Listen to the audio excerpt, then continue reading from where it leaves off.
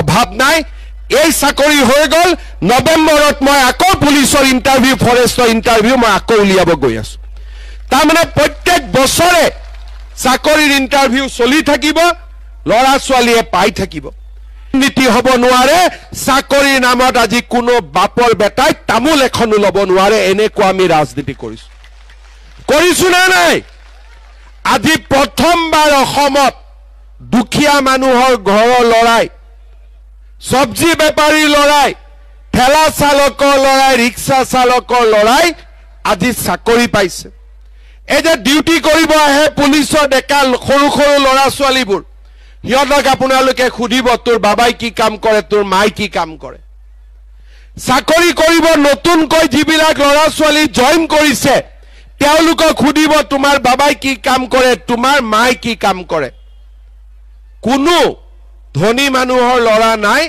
সকলো দুখীয়া মানুহৰ লৰা ছোৱালীয়ে আজি বিজেপিৰ দিনত চাকৰি পাইছে আপোনালোকৰ লৰা ছোৱালীয়ে ভাল কৰি পঢ়া শুনা কৰক আজি অসমত চাকৰিৰ কোনো অভাৱ নাই এই চাকৰি হৈ গল নৱেম্বৰত মই আকৌ পুলিচৰ ইন্টাৰভিউ ফৰেষ্টৰ ইন্টাৰভিউ মই আকৌ উলিয়াব গৈ আছো তাৰ মানে প্ৰত্যেক বছৰে চাকৰিৰ ইন্টাৰভিউ চলি থাকিব লৰা ছোৱালীয়ে পাই থাকিব এতিয়া যিবিলাকে চাকৰি নাপাব তেওঁলোকৰ কি হ'ব মই এইটো সিদ্ধান্ত লৈছো যে যিসকল লৰা ছোৱালীয়ে চাকৰি নাপাব প্ৰত্যেক সমষ্টিত প্ৰত্যেক বছৰত 1000 কৰি 5000 লৰা ছোৱালীক আমি 2 লাখ টকা কৈ দিম যাতে ব্যৱসায় বাণিজ্য কৰিব পাৰে বেংকৰো মৰ্টগেজ নালাগে একো নালাগে চৰকাৰৰ পৰা 2 লাখ টকা দিম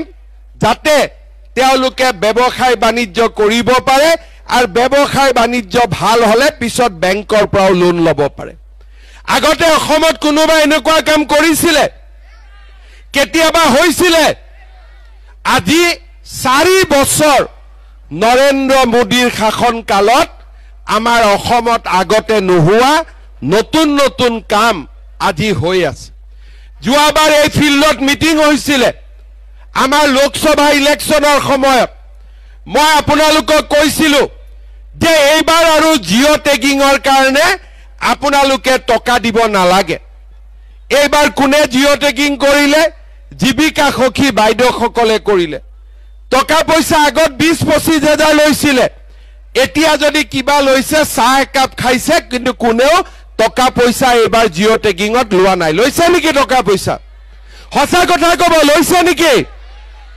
যিসকলক কিবা কাৰণত জিঅ' টেগিং এতিয়াও হোৱা নাই ইলেকশ্যনৰ পিছত নিজৰ জিঅ' টেগিং আমি নিজে কৰিব পৰা সুবিধা কৰি দিম যাতে দুখীয়া মানুহৰ পৰা ঘৰৰ নামত কোনেও 1 টকা ল'ব নোৱাৰে এইবাৰ পঞ্চায়ত ইলেকশ্যন হৈ যোৱাৰ পিছত পঞ্চায়তত জিকা মানুহক মই গুৱাহাটীত মাতিম অমিত শাহ ডাঙৰীয়াও থাকিব আৰু এটাই ৱাৰ্নিং দিম কোনোবাই যদি দুখীয়া মানুহৰ ঘৰৰ পৰা 1 টকাও লয় হি জেলত যাবই লাগিব 100%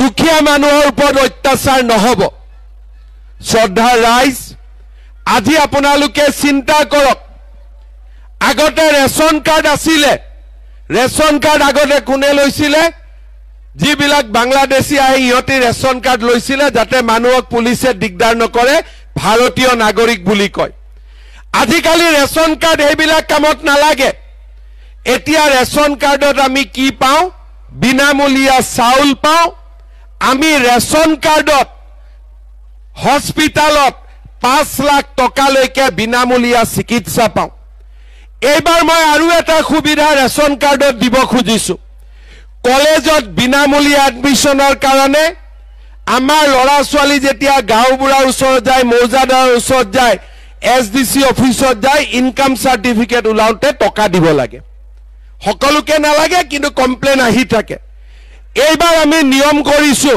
কলেজত ইউনিভাৰ্সিটিত বিনামূলীয়া নাম ভৰ্তিৰ কাৰণে কোনো প্ৰমাণপত্ৰ লব নালাগে মাত্ৰ ৰেশন কাৰ্ড দেখুৱাই দিলে বিনামূলীয়া এডমিশন হৈ যাব তাৰমানে ৰেশন কাৰ্ডত আমি কি পালো বিনামূলীয়া চাউল পালো বিনামূলীয়া চিকিৎসা পালো, বিনামূলীয়া নামভৰ্তি পালো। আৰু ডেট এটা লিখি ৰাখক, 1 অক্টোবৰ তাৰিখৰ পৰা মই ৰেচন কাৰ্ডত আপোনালোকক দালিও দিম, আপোনালোকক চেনিও দিম, আপোনালোকক নিমখো দিম। পুৰা ফ্ৰী নাপাব, বজাৰতকৈ 30 টকা কম দামত পাব, ঠিক আছে? আৰু এটা আপোনালোকক সুবিধা দিম, চাউল হৈ গ'ল, চেনি হৈ গ'ল, দালি হৈ গ'ল, নিমখ হৈ গ'ল, নামভৰ্তি হৈ গ'ল। এতিয়া আমাৰ আৰু এটা কাম আছে, গেছৰ চিলিণ্ডাৰৰ দাম কিমান? কিমান দাম? 950। কিমান? 1300 নহয়, 950।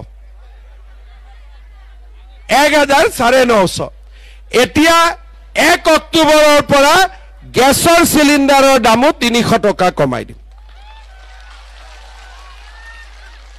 তাৰমানে আমি কি পালো? চাউল পালো, দালি পালো, নিমখ পালো, চেনি পালো, গেছৰ চিলিণ্ডাৰৰ দামো কমি গ'ল। যাৰ ঘৰত যাও এতিয়া মোক ধুনীয়াকৈ ভাত খুৱাই দিব। সকলো সুবিধা আহি গ'ল। আমাৰ দুখীয়া মানুহৰ কাৰণে জীৱনটো বহুতখিনি সুবিধাজনক হ'ল। এতিয়া দুখীয়া মানুহে ক'ত আৰু পইচা দিব লাগে? ইলেক্ট্ৰিচিটিত। 1 এপ্ৰিলৰ পৰা ইলেক্ট্ৰিচিটিৰ দাম 1 টকা কমিছে। নৱেম্বৰ মাহৰ পৰা ইলেক্ট্ৰিচিটিৰ দাম আৰু 1 টকা কমাই দিম। তাৰমানে দুখীয়া মানুহৰ চাউল হ'ল, দালি হ'ল, নিমখ হ'ল, তেল হ'ল, গেছৰ দাম কমিলে, ইলেক্ট্ৰিচিটিৰ দাম কমিলে, অসমত দুখীয়া মানুহ, মধ্যবিত্ত মানুহ জীয়াই থাকিব পাৰিব। অৰুণোদয় আঁচনি, লামডিং, হোজাই, যমুনামুখ আমি প্ৰথমবাৰ দিছিলো 16,000 পৰিয়াল, তাৰ পিছত দিলো 23,000 পৰিয়াল। এতিয়া আমি দি আছো 37-38,000 পৰিয়াল। সবৰে কাগজ পত্ৰ হৈ গ'ল, ফৰ্ম ফিল আপ হৈ গ'ল।